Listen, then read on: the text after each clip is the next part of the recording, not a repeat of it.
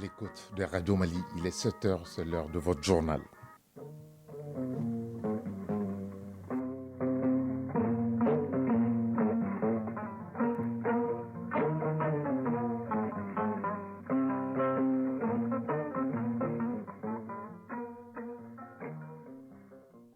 Le journal Ousmane Daou.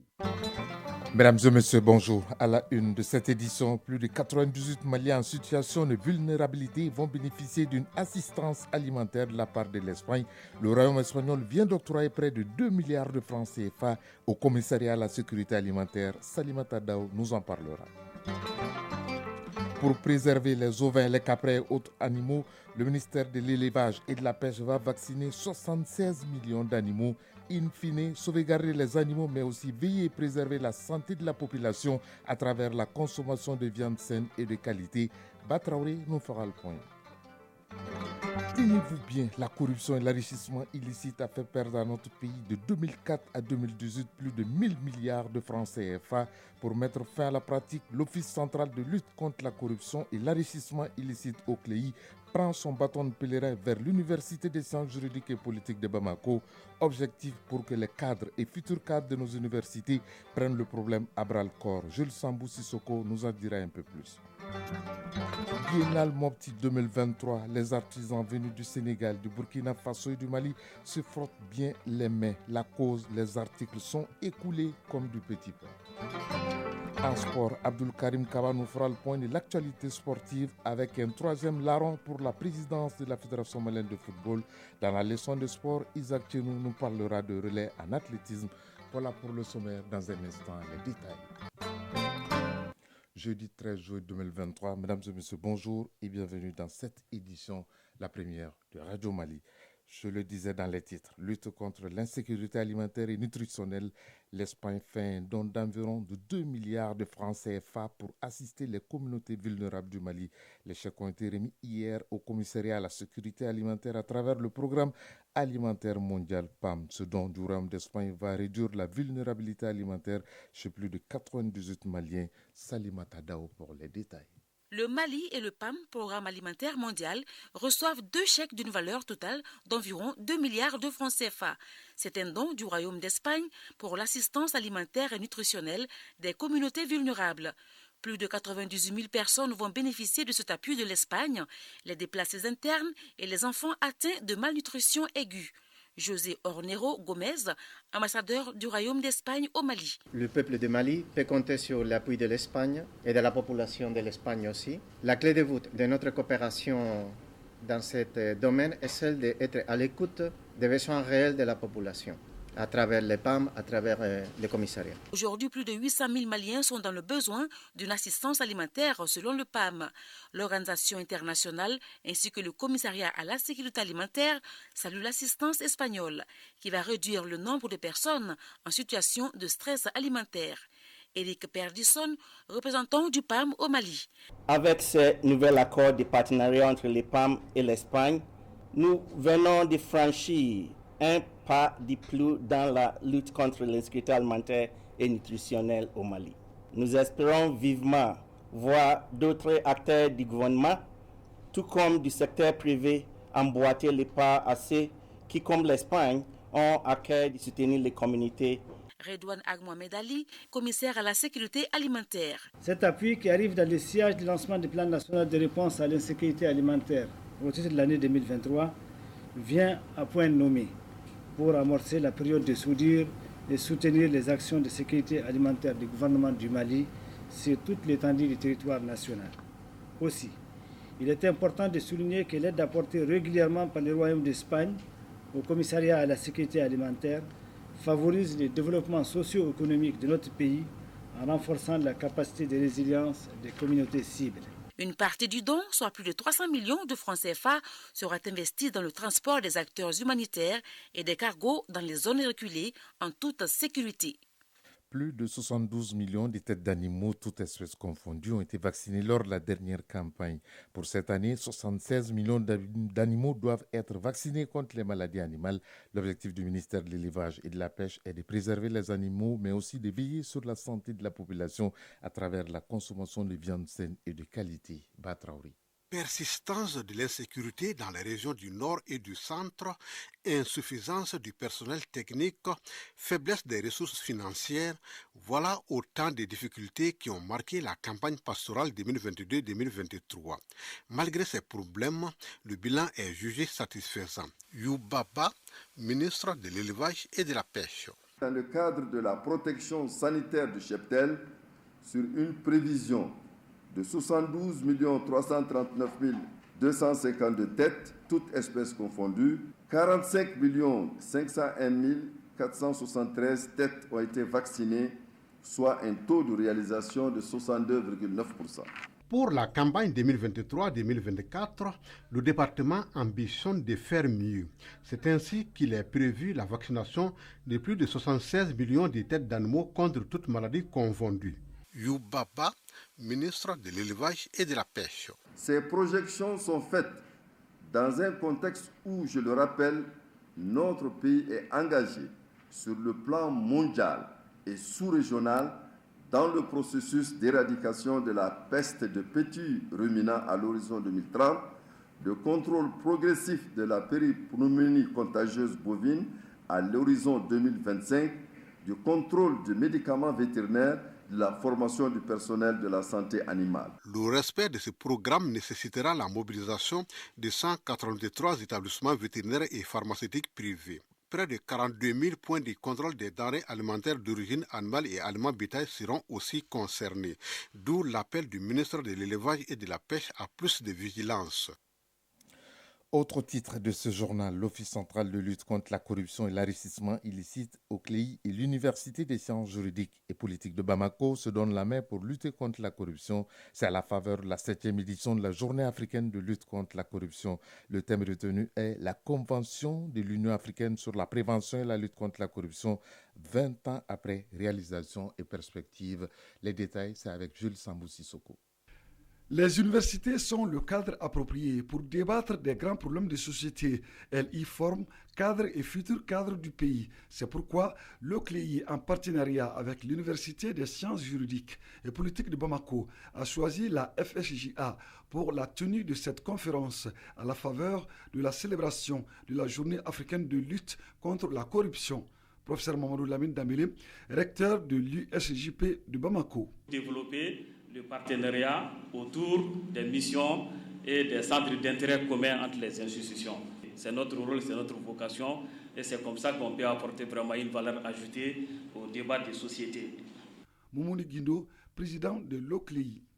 Au Mali, selon une recherche que j'ai publiée en 2020 à titre de recherche personnelle, cette recherche a évalué à 1266 milliards de francs CFA les pertes financières et les gaspillages subis par l'État de 2005 à 2019. Un montant suffisant pour construire au moins 1000 facultés. L'amélioration de la gouvernance dans nos pays doit s'appuyer sur la prévention et la lutte contre la corruption. Sanogo Aminata Malé, médiateur de la République. Le processus engagé pour la refondation de notre État est irréversible. Un des piliers de cette refondation est assurément la modernisation et la moralisation de l'action publique. De même, la culture d'une conscience collective et citoyenne face au bien public est aussi le prix à payer pour l'émergence de notre pays. Le milieu scolaire et étudiantin n'en fait pas exception. La célébration de la Journée africaine de lutte contre la corruption sera marquée par plusieurs conférences-débats à Bamako et dans les régions. Elle s'étendra sur une semaine à l'endroit de plusieurs composantes de la société. Radio Mali à Tombouctou et environ 99.9 MHz en FM.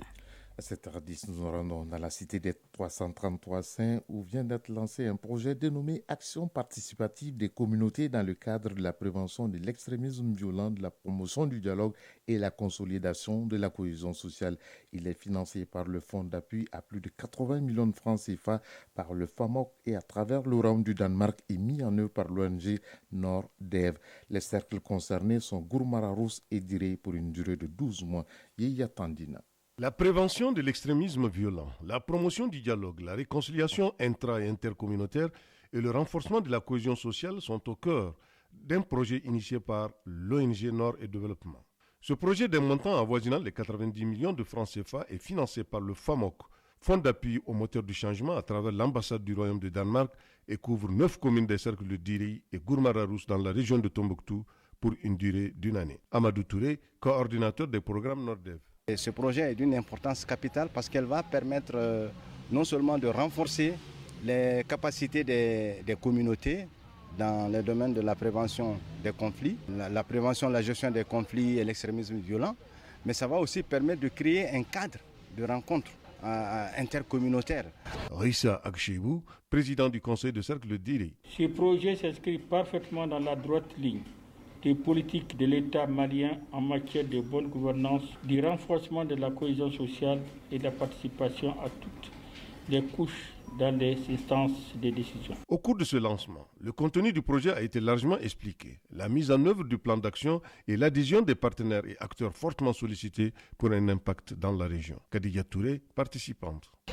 Et j'ai dit aux jeunes et les femmes de se mobiliser, de s'organiser pour qu'on puisse bien se développer. Abdelaziz Saloum, représentant du préfet de Diri. Sur un coût de 85 761 000 francs CFA, ce fonds permettra d'exécuter un certain nombre d'activités. Financement d'activités socio-économiques, au moins d'une activité économique fédérateur et porteur de cohésion sociale par commune. Les bénéficiaires directs du projet sont estimés à plus de 730 personnes et les bénéficiaires indirects sont les populations des communes des zones du projet estimées à 92 366 habitants. La rencontre a regroupé les représentants des communes d'intervention du projet ainsi que les autorités coutumières et religieuses. Diri, Yeya Tandina, Mahmoudou Askoufare pour l'ORTM. Biennale artistique et culturelle Mopti 2023. Page spéciale.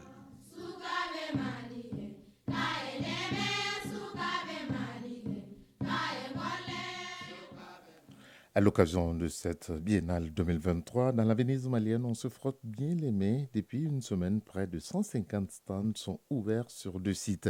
Chacune des foires propose des produits et articles de l'artisanat de nos régions, du Sénégal, du Burkina Faso, mais également de nos artisans locaux. Le point, c'est avec Moïse Traoré. Le kassa ou boubou à base de laine coûte entre 50 et 150 000 francs selon le modèle.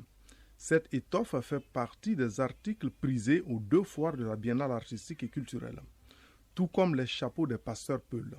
Les boucles d'oreilles en or massif et autres artifices de beauté ou d'ornement sont également demandés. Traoré Awakunaki, perlière. Ça va un peu. On compte un Sénégalais sur la quarantaine d'exposants du village artisanal. C'est au quartier Tombouctou-Koura, route de Sévaré. Moussa Diara, directeur régional de l'artisanat. Certains exposants se frottent les mains aujourd'hui. À Mopti, quartier Gangal, sont disposés 90 stands où encore dominent les produits de l'agroalimentaire. Aminata Bokoum, présidente de l'association des transformatrices, Mati Ambo de Djéné. Ça nous a apporté beaucoup de choses parce qu'on gagne beaucoup aujourd'hui et il y a des relations qu'on trouve aussi. Masques, statuettes et sculptures en bois du pays d'Ogon font partie du riche patrimoine. Au niveau local, l'antiquaire est un conservateur recherché.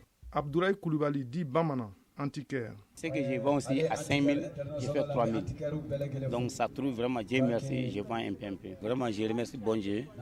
Silamakan Traoré, responsable des stands. Il y a certains parmi eux-mêmes qui font le commande à chaque 2 jours, Bayangara ou Djéné ou Douanza ou Tombouctou pour que les produits puissent venir parce qu'ils ont tout vendu. 2 des exposants de ce second site arrivent du Burkina Faso et du Sénégal. Moïse Traoré et Issa Konaté avec la collaboration de l'ORTM Mopti.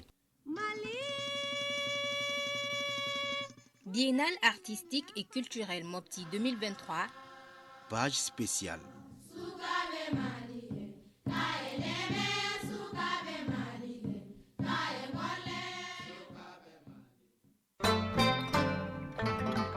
Actualité hors du Mali, le président iranien Ibrahim Raïssi a entamé hier un voyage de 3 jours en Afrique.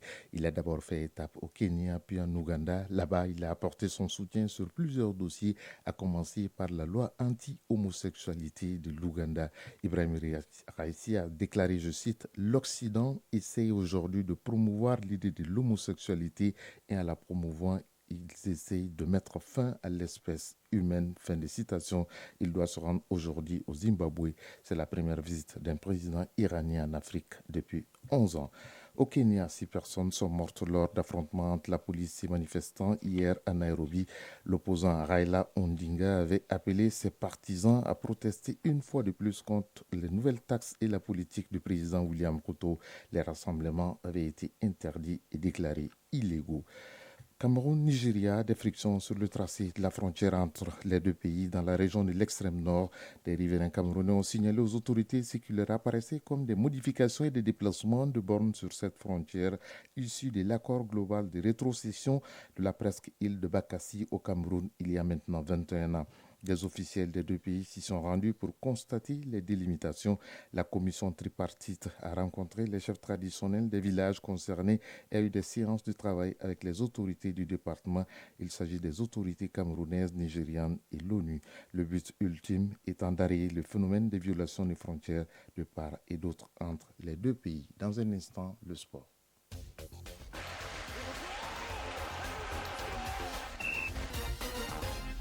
Afrobasket U16 Tunisie 2023, la 8e édition en filles et garçons donne son coup d'envoi aujourd'hui à Monastir en Tunisie. En football, élection à la présidentielle de la FEMAFOOT, Gaoussoupa Silla est candidat. Et sur le terrain, au compte du premier tour des éliminatoires des Jeux Olympiques Paris 2024, les Aigles Dames ont dominé les Dames du Burkina Faso 1-0 hier à Cotonou en rencontre délocalisée au compte de la Manche Aller. Le développement de la page sport, c'est avec Abdul Karim Kaba. Commençons cette page des sports par le football féminin et avec la victoire des Aigles Dames du Mali au compte du premier tour des éliminatoires des Jeux Olympiques à Paris 2024. Match aller, le Mali gagne par 1-0 devant le Burkina Faso.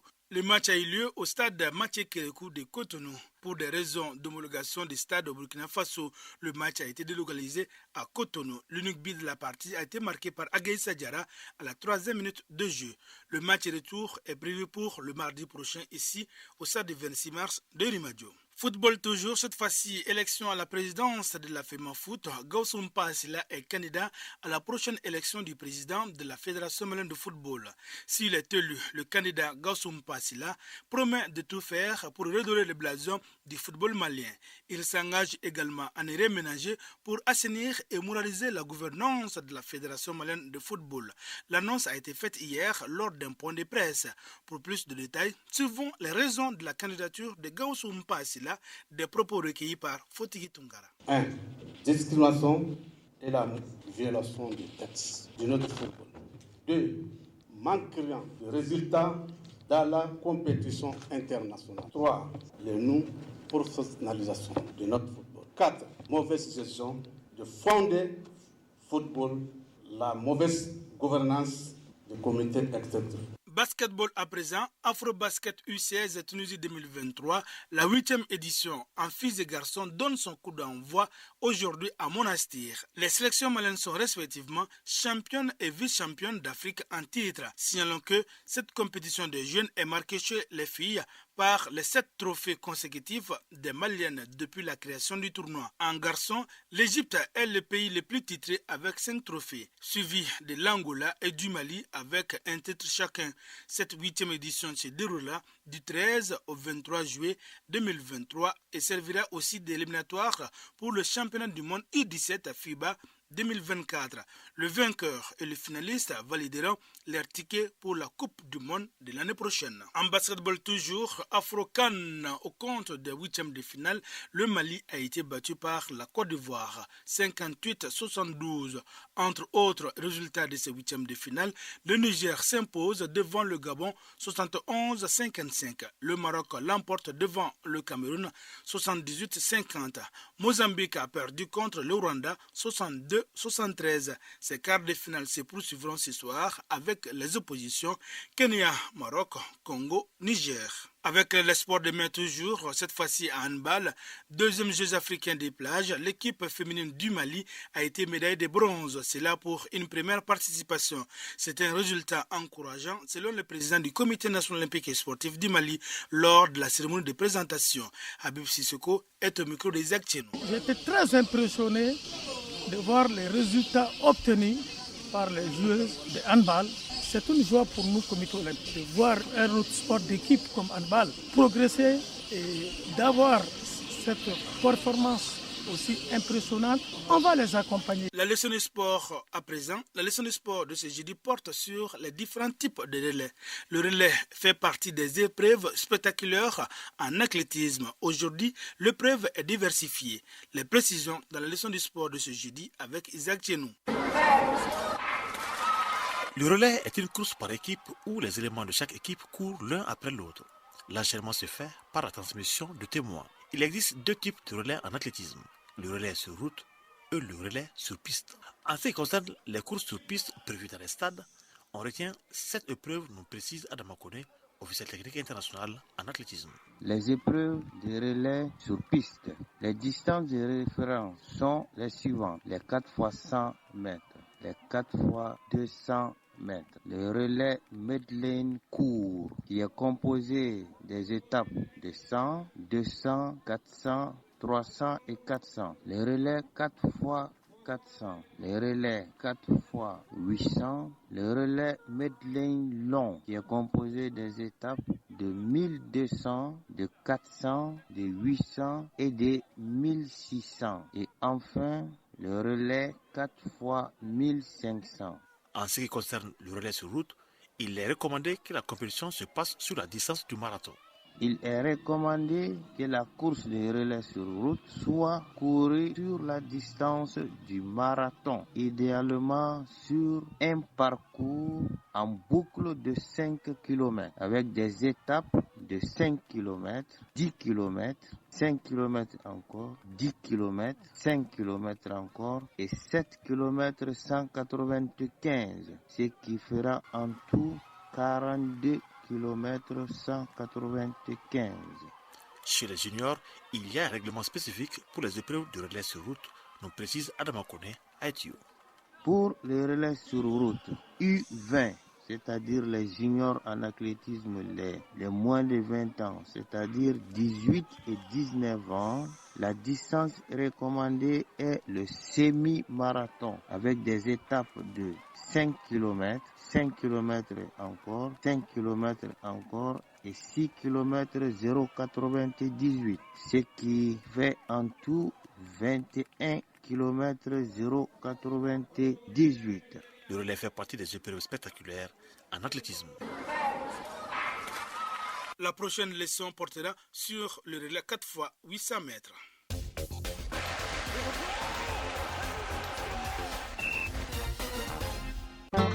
À 7h23, Dramane Région c'est la fin de cette session d'information. Avant de nous séparer, le rappel du sommaire, plus de 98 Maliens en situation de vulnérabilité vont bénéficier d'une assistance alimentaire de la part de l'Espagne. Le rond espagnol vient d'octroyer près de 2 milliards de francs CFA au commissariat à la sécurité alimentaire. Pour préserver les ovins, les caprins et autres animaux, le ministère de l'élevage et de la pêche va vacciner 76 millions d'animaux. In fine, sauvegarder les animaux, mais aussi veiller et préserver la santé de la population à travers la consommation de viande saine et de qualité. Et puis, tenez-vous bien, la corruption et l'enrichissement illicite a fait perdre à notre pays de 2004 à 2018 plus de 1000 milliards de francs CFA. Pour mettre fin à la pratique, l'Office central de lutte contre la corruption et l'enrichissement illicite au CLEI prend son bâton de pèlerin vers l'Université des sciences juridiques et politiques de Bamako. Objectif pour que les cadres et futurs cadres de nos universités prennent le problème à bras le corps. Biennale 2023, on en a parlé avec les artisans venus du Sénégal, du Burkina Faso et du Mali qui se frottent bien les mains. La cause, les articles sont écoulés comme du petit pain. Et puis en sport, Abdul Karim Kaba nous a fait le point de l'actualité sportive. Désormais, une troisième candidature pour la présidence de la Fédération malienne de football Il s'agit de Mpa Silla. Dans la leçon du sport, Isaac Tchenou nous a parlé de relais en athlétisme. Cette session d'information vous a été présentée par Ousmane Daou, mise en onde Alou Koulibaly, mise en ligne Chakmour Traoré. Dans un instant, les avis et communiqués avec Moussa Koulibaly. Prochain rendez-vous avec l'actualité, c'est à 13h. Vous serez en compagnie de Salimata Daou. Bonne journée à toutes et à tous. Chacun de nous ne peut être une étoile, mais tâchons de briller pour éclairer là où nous sommes. Tout le plaisir a été pour nous de vous servir et à très bientôt.